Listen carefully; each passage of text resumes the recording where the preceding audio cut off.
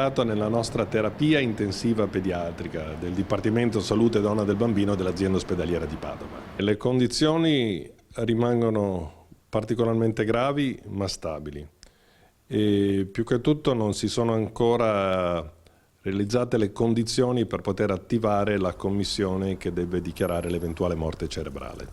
Noi adesso monitoriamo quotidianamente le condizioni del bambino per decidere o meno appunto se dare il via ai lavori alla commissione.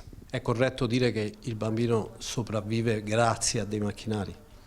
Beh, per quello che possiamo dire in questo momento sì, nel senso che noi non abbiamo ancora provato a toglierlo dal respiratore e dai farmaci che fanno battere il cuore. Non sappiamo se una volta tolti andrebbero avanti da soli. La giovane mamma da sabato scorso continua a ripetere che sì, è stata lei a scuotere troppo vigorosamente il suo secondogenito di 5 mesi che non smetteva di piangere. Lo dice quasi con distacco, come non rendendosi conto realmente della gravità del suo gesto.